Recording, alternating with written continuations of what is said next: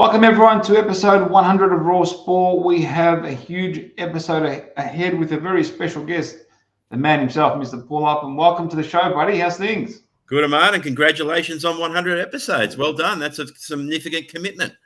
Absolutely, mate. It's an honor to have you on, Paul. 100 shows. It's been a while. Been going for a few years now, which is great. But yeah, it's a great achievement. But more importantly, let's get into the good stuff. Paul, you're considered a authoritative voice on Kostya Tszyu and the Tszyu family and their legacy. You've even authored a book around Kostya Tszyu, which chronicles his life and the rise of Kostya Tszyu and so on and so on. What was it like watching Kostya Tszyu rise firsthand, both as a fighter and figure in Australian sport? Well, first of all, as a fan, before I started working as a journalist on boxing, I was obviously a fan of the sport. And so, when Kostya first came to Australia and won the World Amateur Championship down at Darling Harbour, I became aware of that. And his first fight where I took up notice was that his fourth fight, he fought Darling Harbour, he fought Juan Laporte, the former world champion. And I said to myself, wow, they must think this kid's really good from Russia. He's fighting Juan Laporte, former world champion, only his fourth fight. And I went along down there and watched that night. And, he was so impressive. He didn't win by knockout. He won on points. But just the belief that Johnny Lewis had in him and that early stage of his career sort of made me take notice. And I sort of followed his career from then on. And then in 99, I had the opportunity to start writing on boxing. And I went down to the Tszyu gym down at Rockdale and met Kostya for the first time. So he'd beaten Miguel Angel Gonzalez, which was a significant, impressive win for Kostya, coming back after that loss to Vince Phillips. And that set him up for becoming undisputed champion in 2001. So going down to the Tszyu boxing gym for the first time, meeting Kostya and, watching him train, how impressive he was, and meeting Johnny Lewis. And they were all sort of so encouraging for me to come along as this younger guy, trying to write on boxing, online. So yeah, it was just an amazing opportunity. And that's where my relationship with Kostya sort of started at the end of 99. Wow. Powerful. How did Kostya change the way Australians viewed boxing at that time? I think his experience in the Soviet system at the time, he had over 300, I think it was 370 amateur fights. He brought so much experience and credibility to the sport. As a world amateur champion, he didn't win an Olympic medal. He was going to obviously possibly go, but then he decided to stay in Australia. But to have someone with that background and that in that skilled based system, it really lifted Australian boxing at a time probably when we needed it. We'd had the Jeff Fennick era, and that was sort of coming to an end, and then the Kostya Tszyu era started, and that sort of it just put Australian boxing on the map internationally. I always felt like when boxing was at its best for Australia, we've had one or two guys fighting for world titles or winning world titles, competing on the international scene, and to have Kostya go on to become a world champion and then a multiple world champion, undisputed world champion, it sort of lifted the whole sport. Later on, we had the Mundine Green rivalry in Australia, which lifted the sport, locally and gave a lot of people opportunity to fight on their cards. But to have Kostya as a figurehead, at one stage there, he was considered to be, number 3 pound for pound in the world when he was undisputed champion. So, that shone a light on all of Australia and all of Australian boxing. Outside the ring, how impactful was Kostya at the time? Look, he made boxing mainstream. I've always said that, it's impossible for boxing to compete with the marketing and the popularity of mainstream sports like football, soccer, AFL, cricket, rugby league.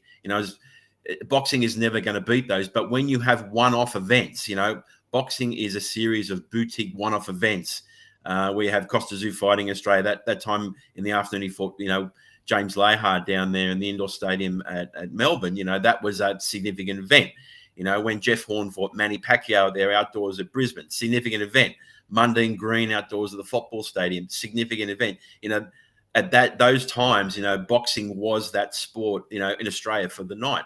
So to have Kostya and his success translate for boxing. And he was a very much loved star, because people respected him as one of the best in the world. So, that gave him opportunities in Australia to do things outside the boxing ring. And, he was such a gentleman, the way he carried himself, family man, the way he presented, he was very professional in everything he did. He was a worthy icon for boxing in Australia. And, he really helped the sport, as well as, carrying his own profile in a very high level. Absolutely. You spent a ton of time around Kostya and, documenting his journey. Obviously, you've written a book about him. What stood out to you most about his mindset and his approach compared to other fighters that you've seen come through? He is solely fixed on what he's doing. Like, people who can multitask, sometimes they're thinking about this and they're on their phone doing that and they're typing at the same time, they're multi-skilled. Kostya's one of these guys who focuses on one thing at the time. And it always impressed me that, if he's doing something, say he's on his phone or he's on his computer, if you're talking to him about something else, he's not hearing you. He's 100% focused. And that discipline obviously came from his training. And, I would see that, I got to a stage with Kostya. We had a very good relationship. I go to his place and we just sit around and talk and have a chat. And the book that I did, Something Worth Fighting For, it came after the loss to Ricky Hatton. So I went to the publisher and I said, look, there's two things going to happen here. Either Kostya's going to fight again or he's going to retire. And so basically that's Something Worth Fighting For is 2 years in the life of Kostya Tszyu from 2005 till we published in 2007. And of course, he didn't fight again and he didn't announce his retirement. And there was reasons for that. And that book is documented because he did Dancing with the Stars. At this stage, we were doing these live Kostya Tszyu shows, which we've actually had the chance to continue in the recent January. Kostya came over from Russia for a few weeks and we did a few shows. We did a live show in Melbourne and we did 3 in Sydney, which was great. Do that again. But that Kostya Tszyu live show, we took around Australia, throughout the period 2005, 6, 7 onwards. And we went to every state and we did these live shows. So I had these chance to spend a lot of time with Kostya and form a good relationship. But yeah, that single-minded focus, determination, it always impressed me in everything that he did, that he was solely focused on what he was doing at hand. What's something that you can tell us behind the scenes that the general public didn't know at the time, or something of humor or secrecy, if you can disclose that now? There's so many Kostya stories over the years, but it was only recently, when he came out to January, because at the time when I was doing this book, I sort of needed an ending, and we were sort of comparing guys, what they did with greats in their careers, and we're sitting on Kostya's lounge talking about the greats and how they ended their career, because at this stage he hadn't announced his retirement, he hadn't committed to fighting again. And I got to Marvelous Marvin Hagler, who was one of my all-time great favorites. And after Hagler lost to Sugar Ray Leonard, he wanted the rematch, and Leonard wouldn't give him a rematch. And so he basically said, to hell with you. And he went to Italy and became a movie star in Italy. And he never fought again, but he never announced his retirement. And when I said that to Kostya on the lounge, I always remember his eyes pricked up, and he really liked the idea of not announcing his retirement. Now, in January, when we did the live shows, I asked him, at that stage, when did you decide you weren't going to fight again? And he revealed to me and the audience in January, we did these shows, that he promised his mum after the loss to Ricky Hatton. His mum was so upset because of the beating that he'd taken in that fight that he would never fight again. Now, he didn't say that to me at the time when we were talking about, writing the book and what he was going to do. He hadn't decided. And he really liked the idea of not announcing that retirement. And I think it would have hurt him, because so there was some people around him were saying, okay, Kostya, you're not going to fight again. We know that, having a press conference, maybe there was talk about him trimming off his pigtail and auctioning it off for a charity, some sort of children's charity or cancer charity. And he didn't want to do it. He didn't want to have that press conference. At the time, he was saying, I haven't made a decision. I think knowing now, he had made the decision internally he wasn't going to fight again. But for him to hold a press conference and say, I'm retiring, I'll never fight again, that would have hurt him. That would have immediately hurt him. And so he didn't do it. And I can see that now, that Marvelous Marvin Hagler story that I gave him about not announcing his retirement and just moving on with his life, it sort of kept him out there. There was always, for a number of years, there was that possibility that Kostya could come back and have a fight. And he'd say, I haven't retired. I never announced my retirement. So, that was just because we had that discussion. I don't know whether that helped him or not, but it certainly, I think, made an impact on him, that Hagler story. On a national level, we've established Kostya Tszyu was huge, massive. Internationally, he also rose. He became that international star, and many have different opinions on when that occurred. In your thoughts, based off you covering in depth his career, what was that moment that rose Kostya to that international stardom? After the loss to Vince Phillips, there was a lot of people internationally who questioned him. They said he was too mechanical. And, at the time, Kostya was playing around with his diet, and Kostya will never make excuses. And he would always thank Vince Phillips. Like, we were in America one time. Wasn't sure if it was in Phoenix or Las Vegas, but Vince Phillips was there. And he went up to Vince Phillips and shook his hand genuinely, sincerely, and thanked Vince Phillips. And he always said to me, Paul, I'll always thank Vince Phillips because that loss made me a better fighter to become undisputed champion. He said, basically, I was trying to be a professional boxer, but he said, I learned to become a professional athlete. And I believe the loss of Vince Phillips, part of that was he was playing around with his diet at the time, and maybe he wasn't, eating the way he should be. And that affected him, and look, he'll never make these excuses because he said, Vince Phillips forced me to become a better fighter. But going back to your question, there was people overseas who just who stereotyped him. He was in the Soviet system, too mechanical, and that was going to be his top point. Kostya retooled, he came back, he improved. And I think the fight I mentioned, the 1999 fight, Miguel Angel Gonzalez. Now, Miguel Angel Gonzalez at the time was a Mexican name. He was up there rivaling Oscar De La Hoya at the time, and that fight where Kostya just dismantled him, easily, and he showed so much improvement. I think that was the point in time where the international community stepped up and go, okay, maybe there is some improvement to this Kostya Tszyu. And then obviously then to become undisputed world champion, was a huge effort because it's not just winning the fights, it's getting through the politics of boxing and making the fights. So, he to win those 3 titles. I know there was a lot of difficulty in getting the fight with Shanbei Mitchell, had the WBA titles promoted by Don King. And anytime you're dealing with Don King, Vlad Wharton, Kostya's fight promoter at the time, worked very, very hard in negotiations to get that fight so Kostya could get the WBA title. And then to have that fight to go on and unify with Zab Judah, that took Kostya to the absolute top of boxing, to become the undisputed champion, to have all 3 title belts, and to do it so spectacularly, to knock out Zab Judah like that. And there's still this talk these days about, whether Jay Nady, the referee, did the right thing or not. You could clearly see that, Zab Judah was hurt. So Jay Nady acted on that. When he went down the second time, he got up. If he had stayed up, I have no doubt that Jay Nady would have allowed the fight to continue. The bell would have gone, and who would have knows what happened. But I think Kostya would have finished him off anyway. But there's that controversy. But to have such a signature knockout win, we did these live shows, and when we were showing the knockout of Zab Judah, the audience engagement is still there. People love that point in time with Zab Judah gets up and he goes back down.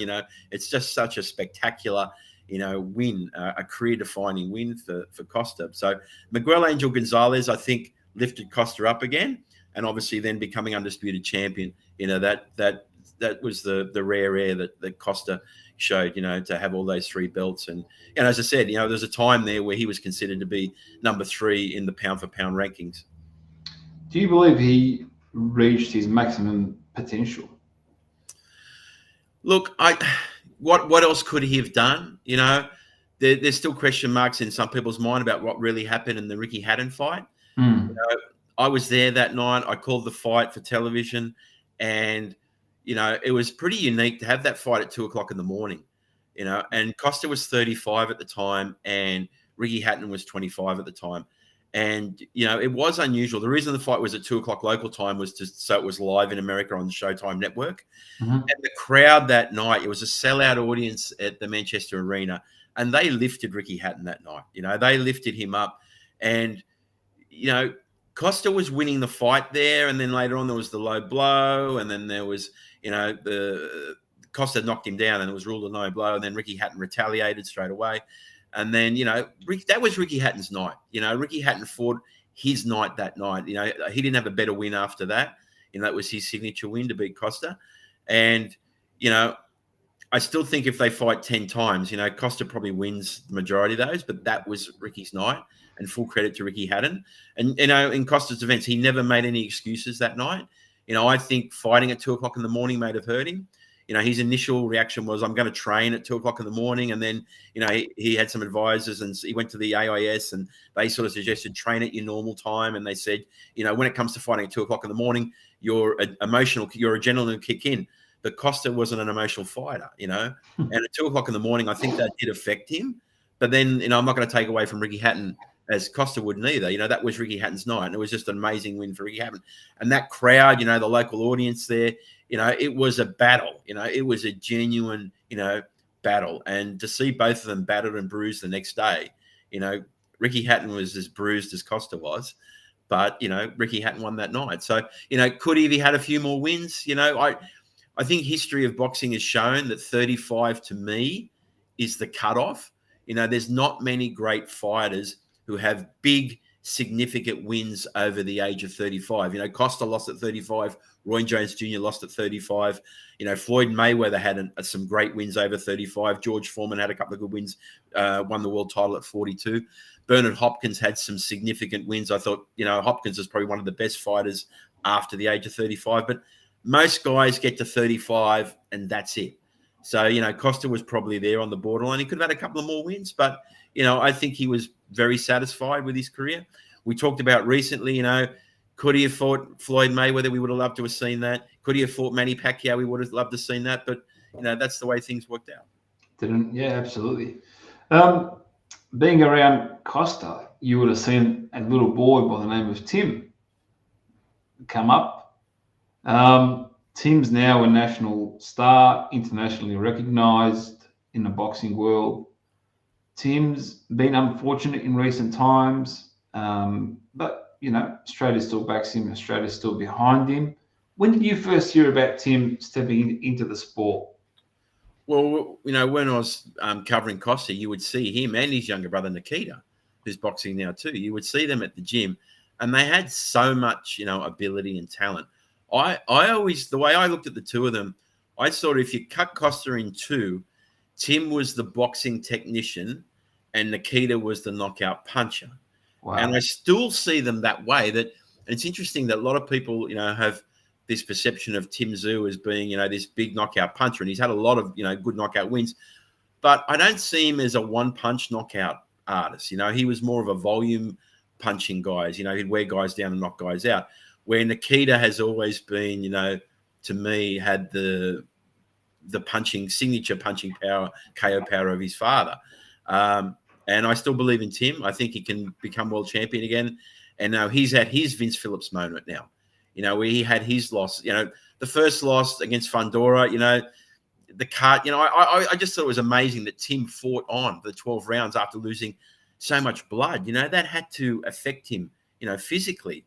And he fought such a good fight. And it was very close, okay? And they gave the decision to Fundora, fair enough. To lose to Motazaliev, I think it was just wrong game plan, and I think we all underestimated Bakram, that he is a much better fighter than some person, including me, gave him credit for. And I think Tim was overly aggressive, and, he walked in and he got knocked down and he lost badly. And that internationally, a lot of people sort of then said, he's just the son of Kostya Tszyu, never been the same. And I think that's just, the stereotyping that Tim has got all the skills. He's got all the punching skills. He trains. Him and Nikita, they use the Tszyu boxing system. And the Tszyu boxing system is what his father put together with Johnny Lewis and Uncle Igor Gulubev who is married to Kostya's sister Olga, and he trains Nikita and Tim. And basically, Tim and Nikita do what Kostya did when it comes to training. They do the same, physical training. They do the same, boxing skill work. And I always believe that Nikita and Tim will basically beat anyone in Australia. They'll beat most guys in the top 10. And only be that absolute top level where we'll see how good Tim and Nikita are. Now, we saw against Fundora and we saw against Murtazaev, Tim was a little bit short there.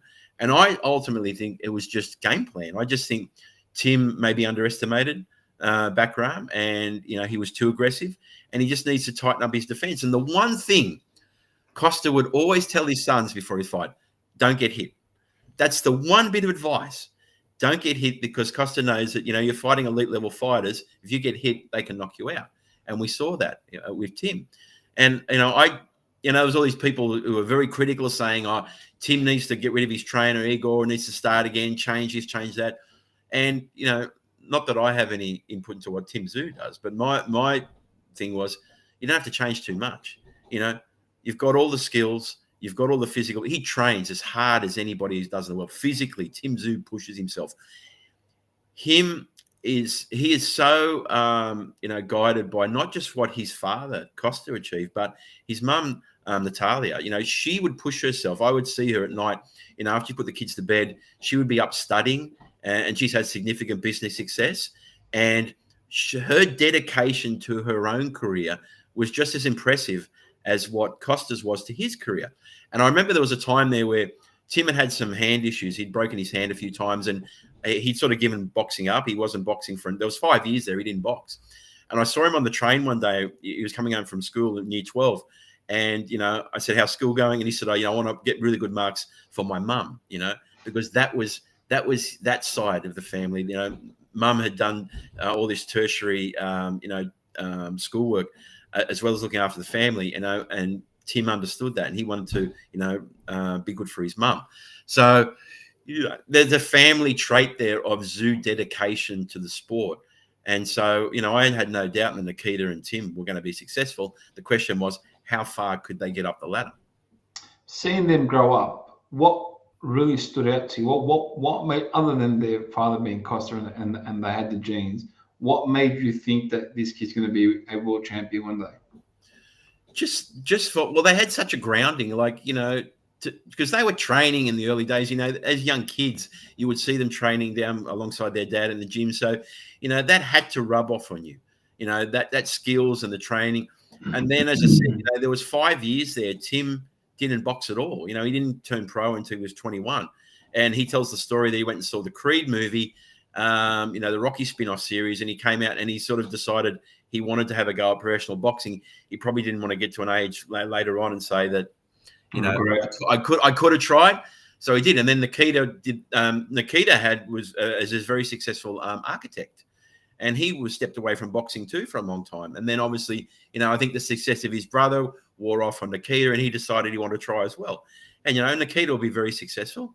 He'll beat everybody in Australia. He'll beat most guys in the top 10. It'll be when he gets to the top level, we'll see, those fine margins. So, you could see early on, that, as I said, one of them, Tim, I always saw as the technician, like his father, the skills, and then Nikita was the knockout puncher. But you could see in the early days, growing up under that sort of family of dedication, it had to wear off on you. So there was some natural ability that they were obviously, physically blessed with their father. And Natalia, she was a great athlete herself. You would see her working out in the gym. I would see her skipping all the time and working out. So, they come from a really great mum and dad when it comes to physical abilities, as we've seen. You've seen the ability of Tim Tszyu. It's just now, can he change things at the top? But yeah, in the early days, we saw them sparring, in the gym. And you sort of knew that if these guys want to be pro boxers, they can be very successful. Did you get a chance to speak to Kostya after that first loss to Fundora, after Tim's first loss to Fundora? No, I haven't. The last 5 years, I had 20 years covering boxing. And the last 5 years, I've been working on some other projects. I've actually got a new book out now, which has got nothing to do with boxing. It's called The Power of Perseverance. It's on a businessman, Sir Mahesh Patel. And, I haven't been, the last 5 years, I haven't been sort of doing that day-to-day thing. For 20 years there, I was following everybody around. I was covering boxing online. I was doing Fox Sports, Main Event, SBS, ABC. People would call me.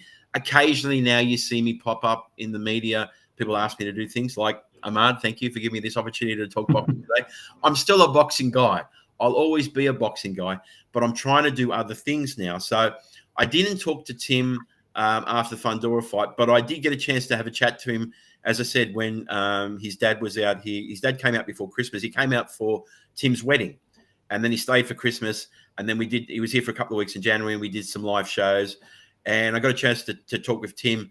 And, I just said to him, Tim, as I said, don't change too much. You're right there. You got everything you need. And, Tim knows what he's doing. He doesn't need advice from me, but that's just my perception. But yeah, look, I think the Fundora fight was just, it was seen as an unfortunate loss based on the head clash. And, if Tim doesn't get cut in the head, maybe he wins that fight because he was doing okay early on before the fight. But, Fundora is a good fighter, and he's so awkward. Being so tall, the towering inferno, he's always going to be awkward. Now, let's hopefully Tim gets that rematch, because I'd love to see that rematch, and Tim to show us that he can beat Fundora. And then, we'll see what happens. I think there's issues now about Tim, how much longer he can stay in the weight class. He's talked about wanting to do world titles now because, at some stage he probably will have to move up to middleweight. So, we'll just see how he goes. But yeah, I thought the Fundora loss was just unfortunate circumstances. And then it was the Murder-Zalia fight that, really impacted on Tim. And I still think he's maybe still trying to work out what he needs to do. How has Tim, in your opinion, handled the pressure of carrying such a famous family name? I mean, that's an important question. And people have never given him the credit, for him to decide after a 5-year gap that he is going to box and to try and follow in Kostya's footsteps, no matter what he does. That's what's happening now. People around the world saying, oh, look, he'd never be as good as his father. He was just using the Tszyu name to get to a point, which is absolutely not true, because the guy is talented. He's got skill. He was a legitimate world champion. But, to have that, I think he's carved out his own career now, because there's people now, there's younger people now probably don't really know Kostya Tszyu. Kostya's not living in Australia. You don't see him all the time. And there's actually this wrong perception that they're estranged. They're not. They talk all the time on the phone. Kostya's, is so supportive of Nikita and Tim's fights. And if you don't believe that, go to my social media, go to my Instagram. You'll see I put some videos up of one of the live shows we did in Sydney. And I actually bring up separately Nikita and Tim onto the stage to talk with Kostya, and you see the warm reception that they give there. They receive with each other. It's just unfortunate that they're living in different countries. Kostya's got a new family based in Moscow now, and he's over there. And this was the first time he'd been to Australia for 5 years. So what I was trying to make the point of, there's a lot of people in Australia, maybe younger people, are not aware of Kostya Tszyu and their success because he's so far away. But they talk regularly. Kostya's so proud, not just of the boxing. He's so proud of his 3 children. Anastasia, she's been very successful in her own right. All of them outside of the ring. And we talked about it in the live show. I said, they're such good people, the 3 of them. You never hear, there's never any negative issues with Tim or Nikita or Anastasia. They're such great people. And Kostya and Natalia are so proud of them. And, go back to your original question, Tim's never received the credit he's deserved for how he's handled creating his own brand, the Tim Tszyu brand, Tszyu 2, in that spotlight, in the shadow of the success of his father. Well, it's funny that you say that, because you mentioned before we had the Jeff Fennick era and the Kostya Tszyu and the Mundine era. This is where literally living the Tim Tszyu era, because before Tim, boxing in Australia was pretty flat, if I'm going to be honest with you. Coming through the Main Event and Fox Sports route, and we hadn't heard of a star. One of the classic examples is that people keep saying, I keep hearing in boxing circles, how's he sell at Newcastle the arena there in Newcastle, and we can't even sell out a 3,000 let's say show in a local pavilion. So Tim, I think, has established that that brand for himself. He's building his own legacy now, and absolutely, it's the Tim Tszyu show. The question is, the question is that people all want to know is what's the connection between Newcastle and the Tszyu family? Well, obviously Costa had success there, and he built a name. And I was just saying this the other day to someone. People in Sydney don't go to live shows. People in Sydney like staying at home, watch on television. Where people in Melbourne obviously get out to live events, and where Newcastle's the same, where people get out to live events. And Tim followed on his father's efforts there in Newcastle, and as he started to fight there and put on shows, Tim's an entertainer. He always puts on an entertaining show. His fights are never boring, whether they go the distance or whether he knocks someone out. Tim Tszyu gives you a show. He puts on, even the pre-show, the fireworks and the entries and, the press conference. It's all part of, he understands about, getting media attention. Tim's very clever in that way about building his own brand, and getting out of the shadow of his father. And as I said, Tim's never got the credit he probably deserves for that. He's a very intelligent guy. Tim Tszyu, very, very smart. And he's very aware about how he markets himself. But he knows that most important thing, you've got to put a show on in the ring and you've got to win. To stay on top in boxing, I always say, you've got to stay on top. You've got to keep winning. And Tim's at that point now where he either stays in the pack or he wins himself back up to the top again. Absolutely. I'm conscious of time. I know we need to let you go shortly. Last one from me, the Tszyu legacy in Australian boxing. What has the Tszyu name meant for Australian boxing up over the past 3 decades? Look, it's lifted up the sport internationally, and that's what we needed. We needed big name guys having big fights, winning internationally and winning world titles, and Costa become undisputed champion, and then Tim to become world champion. And I got no doubt that Nikita Tszyu is going to be very successful too. He'll win a world title. How far does he go? We'll see. But, I think Tim's on the way back. I think he can learn from this. This was his Vince Phillips moment. But to have the Tszyu legacy in Australia, it helped raise up. We had that great Jeff Fennick era. And as you mentioned, then we had the Kostya Tszyu era. We had some other eras. And now Tim Tszyu's trying to lift up Australian boxing. And, we've got a lot of good young fighters. And we've got some guys doing very successful on the world stage. But, to have that Tszyu legacy over many years, it's only been a positive for Australian boxing. And, we've enjoyed the ride along the way. Absolutely. Paul, you've been very, very generous with your time. Before we let you go, you want to share something with us quickly? Yeah, we've got the new book out. The new book, Power of Perseverance. It's got nothing to do with boxing except this man, Sir Mahesh Patel, read my book on Kostya Tszyu, and he said, "Can you do the same thing on me?" And I said, "No doubt." It's an Indian heritage story. A white Aussie guy has actually written an Indian heritage story published by HarperCollins India. It's a story in his life. He's given a lot of work, time, and effort back to Papua New Guinea, to the women and children up there, and it's an amazing life cycle for his family coming out of Gujarat, India, and him going through Papua New Guinea and back to India. So if you're interested in a good read, I've had some good reviews on it. You can get it through me. Go through my website, paulupham.com. And I thank you for your commitment to boxing, Ahmad. I know that you're a good friend of Billy Hussain, and to have do 100 best episodes of Raw Sport, congratulations. That is a significant commitment, and you are a world champion in your own right. Well done. Thank you, Paul. Appreciate your time. You've been very, very generous. Take care, everyone. Thank you, everybody, for tuning in. Ladies and gentlemen, Mr. Paul Upham.